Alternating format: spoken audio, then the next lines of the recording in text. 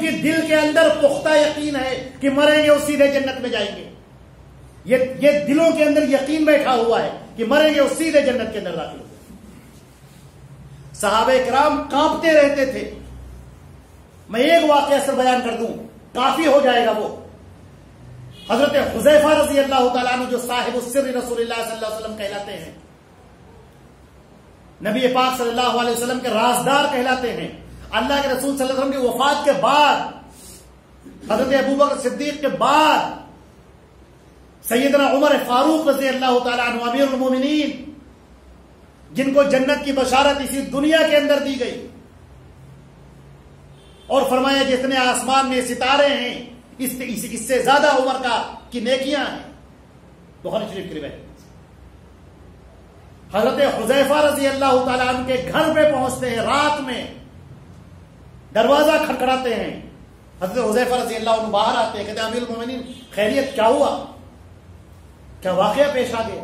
وہ کہتے ہیں نہیں کوئی واقعہ پیش نہیں آیا, صرف یہ بتاؤ کیا اللہ کے رسول صلی اللہ علیہ وسلم نے تم کو مدینے کے منافقین کے نام بتائے تھے؟ انہوں نے کہا ہاں مجھے اللہ کے رسول صلی اللہ علیہ وسلم نے مدینے کے منافقین کے نام بتائے. کہنے لگے حذیفہ وہ نام پھر مجھے بتا دو. انہوں نے کہا کہ امیر المومنین یہ تو اللہ کے رسول کا راز ہے, میں کیسے اس کو افشا کروں؟ انہوں نے کہا ہاں ٹھیک ہے, تو ذرا سے یہ بتا دو کہ کیا میرا عمر کا نام تو اس کے اندر نہیں؟ حضرت حذیفہ رونے لگے. انہوں نے کہا امیر المومنین آپ اتنا آپ کا عظیم مرتبہ, وہ ہیں جن کو ڈر ہے ایمان کا, خوف ہے ان کو کہ کہیں ایسا تو نہیں کہ اللہ کے رسول کے زمانے میں ہمارے اندر ایمان تھا اور اب ہمارا ایمان چلا گیا ہو اور ہمیں پتہ بھی نہ چلا ہو. حضرت ابو ہریرہ کے سامنے کھانا رکھا گیا, بہترین کھانا اور شاندار روٹیاں ان کے سامنے, وہ رونے لگے.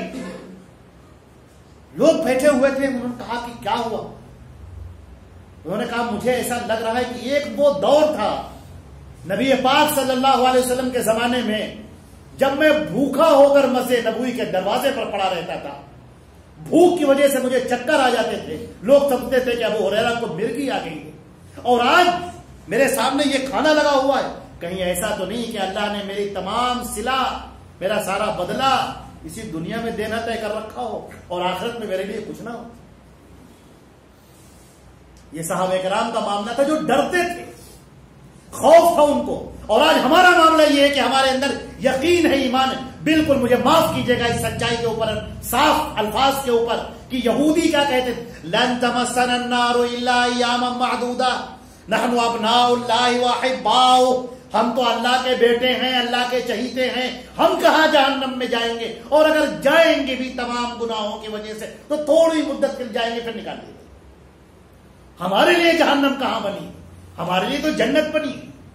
اللہ نے ان کو ٹوکا تھا اور کہا تھا لیس بامانیکم ولا امانی اہل الکتاب, یہ تمہاری آرزوؤں سے کچھ نہیں ہوگا اور یہ اہل کتاب ان کی آرزوؤں سے کچھ نہیں ہوگا. جو نیک کا کام کرے گا, نیکی کا کام کرے گا, وہ جنت کے اندر جائے گا, اور جو برائی کا کام کرے گا وحاطت بہ خطیئتہ, اور ساری خطائیں اس کو گھیر لے گی اور وہ جہنم کے اندر ڈالا جائے گا. اللہ کے ہاں جو فیصلہ ہے وہ چہروں کو دیکھ کر نہیں ہوتا, وہ خون اور نسل کو دیکھ کر نہیں ہوتا, وہ رنگ و روپ کو دیکھ کر نہیں ہوتا, وہ ایمان کو دیکھ کر ہوتا ہے. اس ایمان کی فکر تھی صحابہ کرام کو, اور ہمارے اندر سے اس ایمان کو رخصت ہو گئی, ایمان چلا گیا. ہمارے ہاں اپنا جائزہ لینے کی مہلت نہیں, ہمارے ہاں تو دوسروں کا جائزہ لینے کی مہلت. ہم تو صرف دوسرے کو دیکھتے رہتے ہیں.